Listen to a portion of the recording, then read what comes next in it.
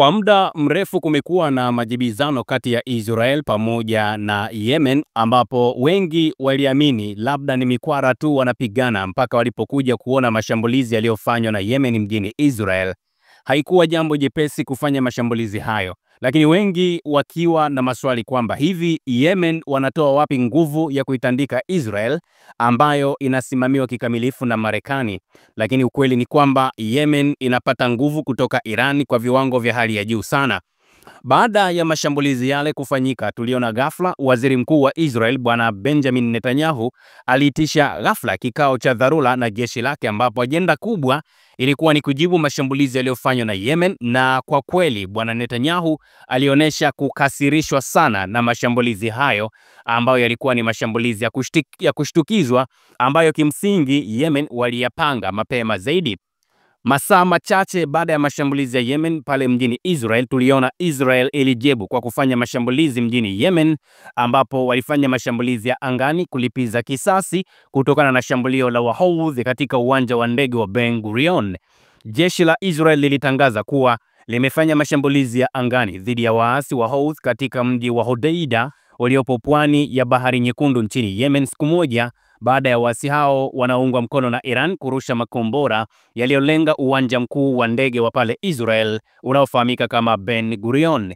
Taarifa ambayo ilitolewa na ofisi ya habari kwa Wahouthi ilisema kwamba mashambulizi 6 yalilenga bandari muhimu ya Hodeida mchana wa Jumatatu ya tarehe 5 ya mwezi wa 6, ambapo mashambulizi mengine yalilenga kiwanda cha saruji ambacho kipo wilayani Bajil katika mkoa wa Hodeida. Na bado ripoti zikaeleza kwamba ndege kadhaa za kivita za jeshi la anga la Israel zilikuwepo katika operation hiyo. Jumapili ya tarehe 4, waasi wa Houthi walirusha kombora kutoka Yemen ambalo lilianguka karibu na barabara ya kuingia katika uwanja wa ndege wa Ben Gurion na kusababisha kusitishwa kwa muda safari za ndege pamoja na usafiri wa abiria, na watu 4 walijeruhiwa. Na hili lilikuwa ni shambulio la kwanza kuwahi kulenga eneo la uwanja wa ndege wa Israel tangu kuanza kwa mapambano hayo mwezi wa 10 mwaka 2023. Waasi wa Houthi walidai kuwa mashambulizi hayo yalikuwa ni operation ya pamoja kati ya Israel pamoja na Marekani, ambapo waliungana kwa ajili ya kuishambulia Yemen. Hata hivyo, afisa wa ulinzi wa Marekani alisema kwamba majeshi ya Marekani hayakuhusika katika mashambulizi hayo ya Israel dhidi ya Yemen, akiongeza kwamba mashambulizi hayo hayakuwa sehemu ya operation ambayo inafahamika kama Rough Rider, ambayo ni operation inayoendelea ya kijeshi ya Marekani dhidi ya waasi wa Houthi, ambayo inalenga kuzuia mashambulizi dhidi ya meli katika Bahari Nyekundu, ambayo ilianzishwa Machi 15, ambapo afisa huyo alizungumza kwa masharti ya kutotajwa jina kutokana na unyeti wa jambo lenyewe ambalo linaendelea. Kwa upande mwingine, jeshi la Marekani lilifanya mashambulizi siku ya Jumatatu ya tarehe 5 katika mji mkuu wa Yemen, Sanaa, kwa mujibu wa afisa mwingine wa Marekani ambaye pia alizungumza naye kwa kutotaja jina. Nasruddin Amel, ambaye ni mkuu wa ofisi ya habari ya Houthi, alisema kwamba mashambulizi ya Israel hayatadhoofisha msimamo wa waasi hao, akiahidi kwamba watajibu mashambulizi hayo. Nikimnukuu alichozungumza, Nasruddin Amel alisema uvamizi wa kinyama wa Kizayuni na Marekani dhidi ya miundombinu ya kiraia kamwe hautazuia operesheni zetu za kijeshi dhidi ya mipango yoyote ile ya adui wa Kizayuni, na hapa akiitaja hiyo Israel. Alisema waasi wataongeza mashambulizi yao na hawatasitisha mashambulizi yao dhidi ya njia za usafiri pamoja na Israel hadi pale watakapohakikisha kwamba Israel inasitisha mapigano au inasitisha vita kati yake pamoja na Gaza. Waasi wa Houthi wanaendelea kuilenga Israel tangu kuanza kwa vita kati ya Israel pamoja na Hamas mnamo Oktoba 7 mwaka 2023, ambao wao wamelionyesha kama sehemu ya kile Iran wanakiita ni muungano wa upinzani dhidi ya Israel. Na mashambulizi mengi yamezuiwa na mifumo ya ulinzi wa makombora ya Israel, ingawa baadhi yamekuwa yakipenya na kusababisha uharibifu mkubwa. Na Israel pia imekuwa ikijibu mashambulizi hayo kwa kulenga maeneo ya waasi wa Houthi wa pale nchini Yemen.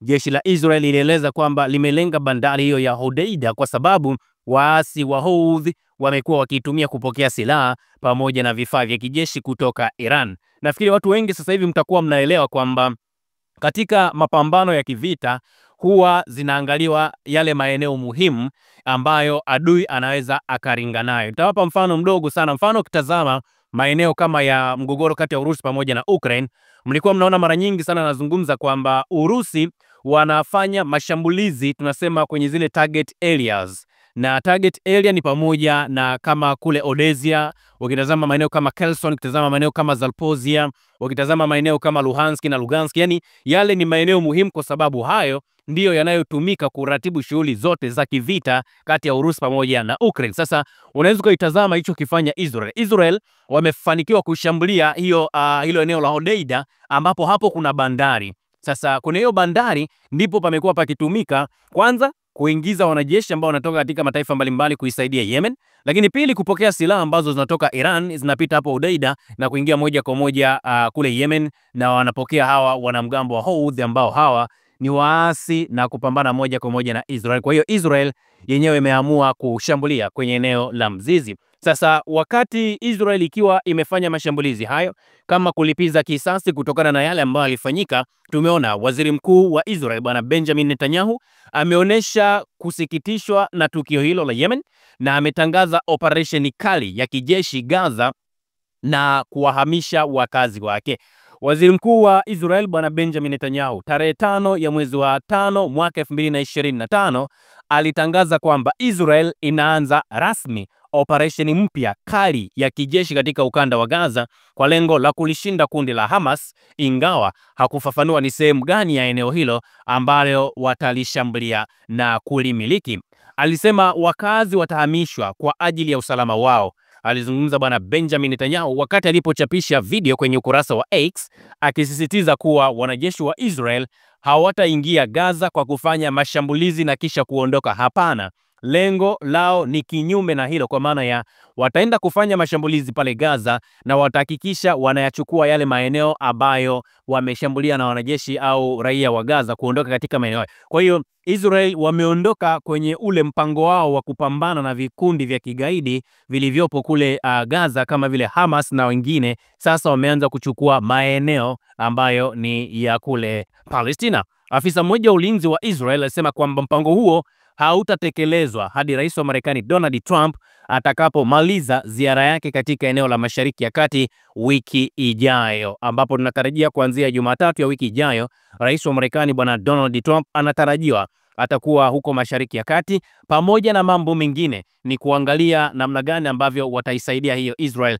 Na mind you guys, niwaambie tu ni kwamba rais wa Marekani bwana Donald Trump si kwamba anaenda huko Mashariki ya Kati kwa sababu gani, ila wanapeleka silaha nchini Israel. Huo ndio ukweli. Na hizo silaha zinaweza zisifikie Israel moja kwa moja, ila anaweza katafuta taifa lolote ambalo lipo Mashariki ya Kati, halafu hapo wanaweza zile silaha na hizo silaha zitakwenda moja kwa moja Israel. Hii inafanyika kama ambavyo ilifanyika tu wakati alipokuwa anakwenda Kim Jong Un wakati anaenda pale nchini Urusi akiwa na ile treni ya kijeshi, ambapo pamoja na mambo mengine treni ile ilikuwa imejaza shehena ya silaha, lakini kitu pekee ambacho kilikuwa kinazungumza for that time ilikuwa ni kwamba Kim Jong Un amezuru Urusi kwa ajili ya kukutana na bwana Vladimirovich Putin. Na uamuzi huu umetolewa baada ya juhudi nyingi za kusitisha mapigano kushindwa, na unaashiria uwezekano wa vita kuendelea kwa muda usiojulikana, huku kukiwa na mashinikizo ya kimataifa dhidi ya Israel kuongezeka kwa upinzani wa ndani katika maeneo hayo.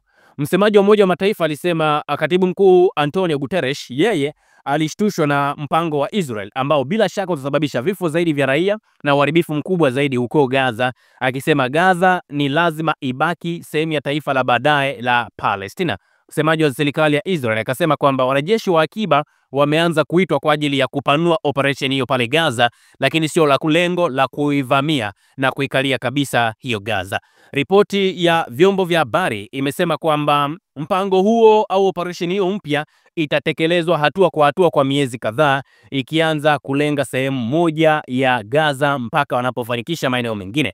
Wanajeshi wa Israel tayari wamechukua karibu theluthi moja ya Gaza na wakihamisha wakazi na kujenga minara ya ulinzi pamoja na vituo vya upelelezi katika maeneo ambayo wanasema ni maeneo ya usalama, security areas. Mpango mpya huu unatarajiwa kwamba utaenda mbali zaidi. Afisa mmoja wa Israel alisema kwamba mpango ambao umepitishwa utahusisha kutoa eneo lote la Gaza.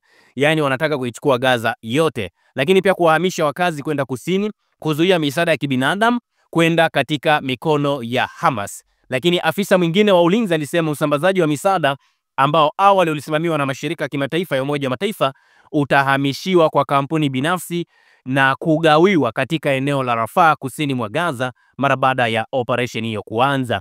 Jeshi la Israel bado hawajatoa tamko kuhusu kauli hizi kutoka kwa maafisa wa serikali, huku ikiwa inaonesha kusita kwa muda mrefu kuikalia hiyo Gaza moja kwa moja. Israel ilianza tena mashambulizi kule Gaza mwezi Machi baada ya kusambaratika kwa makubaliano ya kusitisha mapigano ambayo yalidhaminiwa na Marekani, ambayo yalikuwa yamesitisha vita kwa muda wa miezi miwili. Na wakati wamesitisha vita kwa muda wa miezi miwili, ni kwamba Israel ilikuwa inajipanga zaidi kwa ajili ya kupambana na watu wa kule Gaza pamoja na vikundi vingine kama hivyo Houthi kutoka kule Yemen na maeneo mengine. Tangu wakati huo Israel imeweka mizingiro ya misaada kwenda Gaza, hatua ambayo imezua tahadhari kutoka Umoja wa Mataifa na mashirika ya misaada kwa wakazi wasiopungua milioni 2.3 wa Gaza ambao kwa hivi sasa wanakabiliwa na njaa ya hatari sana. Afisa wa ulinzi alisema Israel itaendelea kudhibiti maeneo ya usalama ambayo yalichukuliwa karibu na mpaka wa kule Gaza. Afisa mmoja wa Hamas anayefahamika kama Mahmoud Maldawi, yeye amesema kwamba ambacho ni shinikizo la vitisho, anasema kwamba hakutakuwa na makubaliano isipokuwa yatakayojumuisha kusitisha mapigano kabisa, kuondoka kwa Israel kutoka ukanda wa Gaza, kuitengeneza upya Gaza pamoja na kuachiliwa huru kwa wafungwa wote wa pande mbili ambao wapo katika eneo hilo la mapambano. Mpaka sasa Israel wao hawajazungumza kuhusiana na mpango huo, lakini tulikuta katibu mkuu wa baraza la wakimbizi la kule Norway anayefahamika kama Jan Egeland aliandika kupitia katika ukurasa wa X akisema kwamba Israel inazitaka UN pamoja na zile NGOs kusitisha shughuli zao za misaada kule Gaza. Na uamuzi wa kupanua operation hiyo umepokelewa kwa furaha na wanasiasa wa mlengo mkali kulia wa kule Israel ambao kwa muda mrefu wamekuwa wakitaka Israel kuikalia Gaza kabisa na kuwahamisha wakazi wa eneo hilo waweze kuondoka katika maeneo hayo, na mwisho wa siku hiyo Israel hiyo Gaza iwe chini ya serikali ya Israel. Hatua hiyo ya Israel inakabiliwa na changamoto nyingi za kiusalama, ikiwemo kwanza, kuna mashambulizi ya makombora mengi sana kutoka Houthi wa Yemen ambao wanaungwa mkono na Iran pamoja na Syria ambayo nayo ipo katika machafuko. Lakini hali imekuwa ni mbaya zaidi katika ukingo wa Magharibi ambapo huko kunaweza kukawa kuna changamoto ya kuendeleza hizi operation. Na moja kati ya watu ambao walizungumza ni mnadhimu mkuu wa jeshi la Israel, Lieutenant General Eyal Zamir, ambao yeye tarehe 4 ya mwezi wa 5 alisema kwamba jeshi limeanza kutoa maagizo ya kuwaita maelfu ya wanajeshi wa akiba ili kupanua operation yao pale Gaza. Na ifahamike tunapozungumza sasa hivi, tangu Hamas waanzisha mashambulizi Oktoba 7, ni kwamba shambulizi lile kwanza liliua raia pamoja na watu wengine zaidi ya 1200 na wengine walikuwa ni raia wa kawaida, lakini kuna mateka kama 251 walichukuliwa na wakapelekwa kule Gaza. Na tokea wakati huo, wakati Gaza wameanzisha hiyo operation, Israel walipoanza kujibu ni kwamba kuna vifo vya Wapalestina wasiopungua 1052, wengi wao wakiwa ni raia kwa mujibu wa mamlaka za afya kule Gaza, huku sehemu kubwa ya Gaza kwa hivi sasa ikibaki magofu matupu. Na hadi sasa inakadiriwa kwamba kuna mateka 24 hadi 59 wapo hai ndani ya Gaza, na familia zao zinahofu kwamba mapigano yanaweza kuhatarisha maisha yao, huku wakosoaji wakisema Israel inajihatarisha kuingia kwenye vita vya msituni vya muda mrefu bila kuwa na mkakati wa aina yeyote. Na juzi mnakumbuka Israel wamepata kiburi kutoka kwa bwana Donald Trump ambaye amesema yeye anaunga mkono mipango yote ya Israel kuichukua Gaza. And bad enough ni kwamba mmesikia kwamba next week anaelekea kule Mashariki ya Kati, na huko wanapeleka hizo silaha kwa ajili ya kuhakikisha kwamba wanaidhibiti hiyo Gaza na kuichukua katika namna ambavyo wanahitaji. Maswali makubwa matatu ambayo yapo ni kwamba je, Irani watakubali? Je, Syria watakubali? Je, Yemen watakubali? Kama hayo mataifa matatu hayatakubaliana na hii mipango ya Israel pale Gaza, basi tutarajie kunaweza kukawa kuna mapigano makali sana ambayo yatazuka katika ukanda huo wa Mashariki ya Kati, na hakuna mtu ambaye anaweza akayazuia katika urahisi wa namna ambavyo watu wanafikiria. Usisahau kusubscribe, like na kubonyeza alama ya kengele. Asante.